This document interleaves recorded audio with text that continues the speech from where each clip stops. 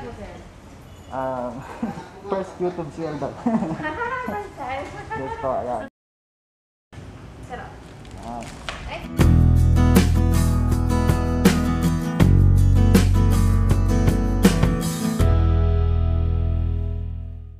Kumusta katupa? Maraming salamat dahil nandito ka. Nakikita nyo naman mga katupa sa may title ng ating video at saka sa thumbnail. Sobrang saya ko ngayon mga katupa dahil ito yung first na pupunta tayo sa may Western Union upang kunin ang ating first YouTube sweldo. Grabe. Samahan nyo ako mga katupa at mamaya ko na ikikwento sa inyo kung ano yung mga nangyari na pinagdaanan ko at bibigyan ko kayo ng mga tips. Panoorin niyo yung video na to hanggang sa dulo. Mga katupa, excited na talaga ako, pero bago tayo malis, kailangan natin magsuot ng face mask, kaka face shield kasi required na dito.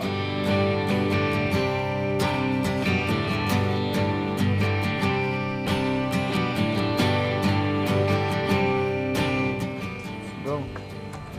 Babay muna. Hirap makahinga dito sa face shield sa face mask.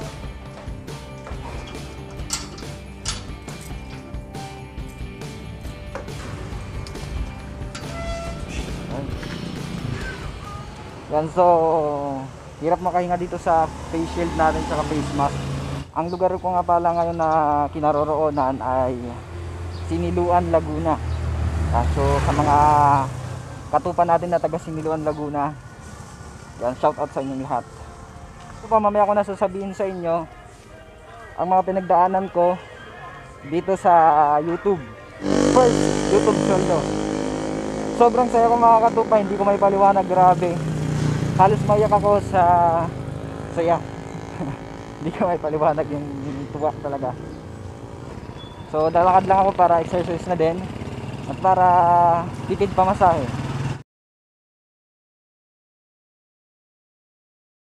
Mapapansin nyo mga katupa, yung damit ko ngayon ay YouTube dahil first YouTube sweldo natin, kukunin natin. Malapit-lapit na. Mapadpad man kayo dito sa Siniluan, Laguna, tingnan lang yung McDonald's na yan. Nandito na tayo sa Western Union, malapit na talaga.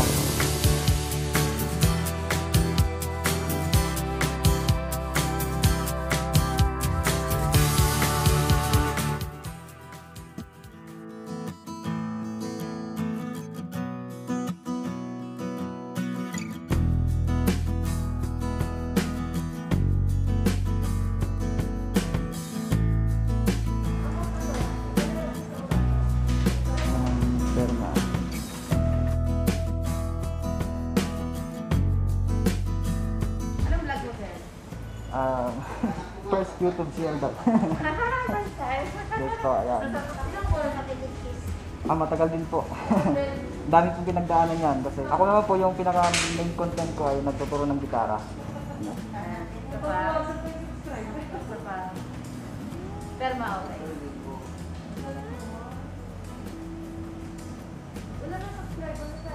22,000. Tinuturo ko po kasi ay mga worship songs na mga kanta. Good luck, sir. Malawakin mo yan.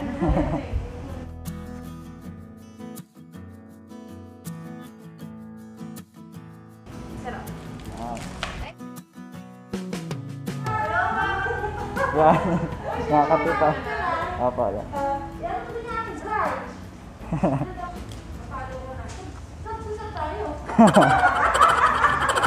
Yan po yung mga may mga nagkumukuha na din po dito ng mga galing din sa YouTube na sweldo, wala pa po. Mga sweldo ng YouTube? Opo, meron na rin. Mga pangit pero pangit. Meron na din. Sige po, salamat po ulit. Sige po. Bye! Welcome.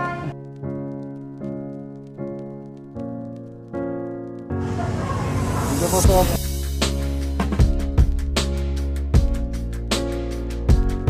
Mga katupa, nakuha na natin yung ating first YouTube sweldo. So, grabe. Sobrang saya mga katupa. It's my first time na makakuha ng sweldo talaga. Sobra grabe. Hindi ko may paliwanag yung hindi ko may paliwanag yung saya mga katupa. Disclaimer lang, hindi ko ito ginagawa yung vlog na to para magmalaki, but to show you that God is able lahat ng mga blessings natin mga katupa, yan ang nagpapatunay na si Lord ay buhay. Ngayon mga katupa, kita-kita na lang tayo doon sa may dorm, pagbalik natin. Grabe mga katupa. So grabe talaga mga katupa ang pakiramdam sa ganitong bagay. First time ko maranasan yung ganito. Kasi dati nanonood lang ako ng mga masahod sa YouTube. Pero ngayon, naranasan ko na at napatunayan ko sa sarili ko na totoo siya. Alam ko marami na kayo napanood na mga ganitong videos. Pero ayan yung na ibahagi ko sa inyo yung experience ko dito. Pero disclaimer lang mga katupa, ulitin ko. Ginagawa ko ang vlog na ito hindi para magmayabang. But I just want to show to you na God is able sa lahat ng pagkakataon talagang. Si Lord yung kumikilos sa lahat ng bagay mga katupa. Para nga pala sa inyo mga kalaman, ako ay nagsimula mag-YouTube noong July 7, 2019. Ang dahilan mga katupa, aminin ko sa inyo yung dahilan ng paggawa ko ng YouTube account or YouTube channel. May napanood ako before na talagang kumikita sa YouTube at hindi ko yun alam. Matagal na akong nanonood ng mga ibang videos sa YouTube pero hindi ko alam na kumikita pala kapag mayroon kang YouTube channel. Siyempre, na-attract ka sa bagay na yan, parang gusto mo i-try para na din lang na makatulong sa sarili mo, sa pamilya mo kung sakali mang totoo yung bagay na yon. Then, try ko talaga kasi kapag mangyari man, may extra bonus na income kung sakali man. Ayun, tinry ko na gumawa ng YouTube channel. At hindi ko pa alam kung anong gagawin kong content. Nanonood ako dati ng mga tutorial sa mga YouTube, yung paano magsimula sa mga vlog-vlog na yan. Hanapin lang daw yung tinatawag na niche. So since na ako ay nagigitara naman, so marunong ako maggitara kahit basic guitarist lang din ako, tinry ko na maggawa ng tutorial video. Hindi pa ako ganun ka-confident magsalita doon. So nanginginig pa nun yung boses ko habang nagtuturo. Then nawawalan ako ng pag-asa kasi parang wala namang nanonood. Walang nangyayaring progress. So then dumating yung time na siguro si Lord na yung kumilos. What if gawan ko ng tutorials yung mga worship songs. And then, may isang video doon na ginawa ko, yung unang nakakuha ng maraming views. Mabilis na dumami yung views niya, naging 12,000. Nga pala, bago ko malimutan, siguro alam nyo na to. Sa mga alam na, skip nyo na lang yung video na to. Bago ka ma-monetize dito sa YouTube, kailangan mo ng 1,000 subscribers at 4,000 watch hours of watch time. Yan yung mga duration na pinanood yung channel mo, yung mga videos mo ng mga viewers. So dati talaga namin ko mga katupa na nakipagsab-to-sab ako nung mga una pa akong gumagawa ng channel o mga. Pero siguro hanggang hanggang 20 lang na subscribers yung nakipagsab-to-sab ako. Then tinigil ko na kasi may napanood nga akong video doon about kay Sir Jun Enguero. Yan, hindi makatutulong yung sub-to-sub talaga sa channel mo. Kasi hindi din naman sila manonood sa'yo. Hindi naman na interest yon. So tinigil ko yon at hinayaan ko na lang na bahala na to. Dumating yung time na marami nang nagsasubscribe sa akin, nadadagdagan na yung mga subscribers and then marami na rin nagko-comment sa mga videos ko. Sige, pagpapatuloy ko to kasi para sa Panginoon. Ngayon, yung main goal ko na yon, naging second goal na lang. Natakpan siya. At naging main goal ko ay para makatulong na din sa mga nangangailangan ng na tutorials. Then, para sa glory ng Panginoon. Kasi, kung gagawin natin lahat ng bagay para sa sarili natin, so, hindi yun maganda mga katupa dahil yun ang ikababagsak natin. At so, ayun nga mga katupa, nakuha ko yung 1,000 subscribers December 2019. Then, nakuha ko yung 4,000 watch hours March 2020. March 1 yon. Then, pagka March 2 kinabukasan, na-monetize na yung aking channel, na-approve na. At nalagyan ko na ng mga ads yung aking mga videos. And nung nagsimula yung lockdown, March yun, di ba nagsimula yung lockdown, may ginawa akong isang pagkakamali, napakalaking pagkakamali mga katupa. May in-upload ako dito sa channel ko na videos na galing sa ibang channel. Yung videos na yun mga katupa, nagkaroon siya ng maraming views, nakakuha siya ng maraming views. At the same time, nagkaroon siya ng revenue. Nagkaroon siya ng earnings sa aking YouTube. Yun ang nagdagdag ng revenue. Pero, mga katupa, dumating yung time na ninotify ako ng YouTube, sabi sa akin, demonetize na yung channel ko kasi mayroon akong reused content sa aking channel. Ibig sabihin nun, nag-upload ako ng ibang content ng iba sa channel ko. Inangkin ko yon. So, talagang napakalaking pagkakamali nun mga katupa. Talagang pinagsisiyan ko yon. May tinurang Panginoon sa buhay ko sa ganung bagay. So, nangyari yung demonetization sa channel ko April 1. So, after 1 month, na-demonetize ako. Kaya ang nangyari, walang pinadalang Google AdSense pin sa akin. Then, naghintay ako ng isa pang buwan ng buong April. Tapos pagka May 1, pwede na ako mag-reapply ng monetization kapag nilinis ko na yung channel ko. Tinanggal ko na yung mga reused content. Nag-reapply ako ng May 1, na-disapprove pa rin ako kasi mayroon pa rin daw reused content. Kasi siguro may in-upload ako doon na galing sa iba, yung cover naman ng kanta. Nung May 1, hindi ko pa siya tinanggal. And then nag-reapply ako na naman mayroon pang natitira. So nangyari, hindi ako na-approve. Pinaghintay ulit ako ng isa pang buwan. June. Pagka June, yan, nag-reapply ako. Sinigurado ko na talaga sa buong May na walang-wala na lahat ng mga used content. Tinanggal ko na even yung mga pictures na galing sa Google na nilagay ko sa sa mga videos ko, tinanggal ko na para sigurado. Pagdating nga ng June 11, yan. Praise God dahil na-approve na ulit ako noon. And then, hindi na ako nag-upload pa ng mga hindi sa akin. Inangkin ko yung pag-aari ng may iba na hindi naman talaga sa akin. So, maling-mali yun mga katupa. Wag na wag nyong gagawin sa channel ninyo. Pagka June 17, nakalagay na doon sa aking AdSense na nagpadala na daw si Google AdSense ng PIN through mail. Ibig sabihin, personal na ipapadala nila sa galing ibang bansa papunta dito sa Pilipinas. 1 month kasi sabi doon 2 to 4 weeks ang hihintayin bago dumating yung PIN. Pero walang dumating na PIN, pambihira. Pagka-send nila ng PIN sa akin, talagang sinimulan ko yun sa prayer. Talagang pinag-pray ko siya continuously. Pray, walang dumating talaga. And then, pwede ka pang mag-request ng 3 beses na replacement or magpaparesend ka ng PIN. So, nandun naman yan sa may account ng Google AdSense ninyo. Nagparesend ako July 22. Naghintay ako, pinag-pray ko pa rin siya continuously, hindi ko tinigil sa prayer. And then, wala pa rin dumating. Grabe. Hindi ako hindi ko inanong si Lord natin, tinanong, Lord, bakit wala pa? Hinayaan ko lang, sabi ko, bahala ka Lord, ikaw nang bahala dyan. At talagang nagpapasalamat ako kay Lord na sometimes nagiging impatient tayo, pero nagkaroon tayo ng patience dahil kay Lord. Nagparesend ako ng another PIN. So, yun ang pangalawang request ko, pangalawang resend ng PIN. Pero wala pa rin dumating. Ito mga katupa, hanggang 3 beses lang mag-request ng PIN. Pagkatapos niyan, kapag walang dumating, alam niyo naman sa mga alam na pwede kang pag-verify ng address mo manually. May send ka na ID tsaka. So ito ang tatandaan niyo mga katupa, kapag walang dumating sa inyo na PIN, after 3 weeks lang, pwede na kayong mag-request ulit sa kanila. Huwag niyo na hintayin yung 4 weeks kasi mahirapan kayo. Baka walang dumating, maghintay pa kayo ng another 1 week. So, sayang yung time. Magpa-resend na kayo para at least may backup na darating kung sakali man na hindi dumating yung nauna. Every 3 weeks yon, pwede kayo mag-request ng another PIN. Then, last request ko, September 2. Yan, September 2. Nito lang. Pa-resend ako ng PIN.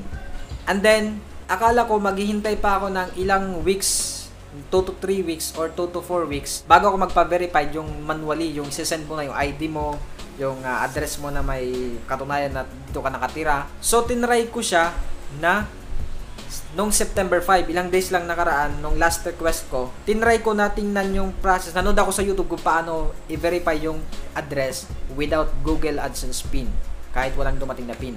Then, nandun yung tutorial, hanapin nyo na lang. And then, yun, sinubukan ko siya. Nung pinindot ko, pwede na ako mag-send sa kanila ng identity ko. Sinend ko ay bank statement. Nandito kasi yung address mo. Pero wala pa akong transaction talaga dito sa bank kasi nung mga nakaraang buwan, nag-open ako ng savings account dahil may nagpapa-open sa akin ng savings account. Sinend ko sa kanila tsaka yung ID ko, student ID tsaka yon. After ko i-submit yung sinend ko na proof of identity, talagang pinag-pray ko yung cellphone tsaka yung mag-review nito. Lord, talagang kilusin nyo ang bagay na to, kayo nang bahala Panginoon. After 1 minute or wala pang 1 minute, nag-email agad sila sa akin na ganito. Yan, nakikita nyo sa screen na we are happy to let you know. Prove na or na-verified na yung aking address. After 2 hours, makalipas ang 2 oras, sinagalog ko lang. Nag-email sa akin si Google Payments. Ayan, makikita nyo din sa screen. We sent you a payment. And then, yun lang nakakalagay dyan. Akala ko maghihintay pa ako ng ilang days or hihintayin ko pa yung sweldohan sa YouTube, which is yung every 22nd or 21st, 23rd ng month, ng every month. Pero hindi pala. Kapag naabot mo na yung 100 ba to? Kapag naabot mo na yung $100 pataas na threshold, kapag na-verify mo na yung address mo at that time. So, hindi ko alam kung anong sa ibang cases kung anong nangyayari, pero sa akin talagang nagulat ako. Si Lord yung dahilan ng lahat ng yon.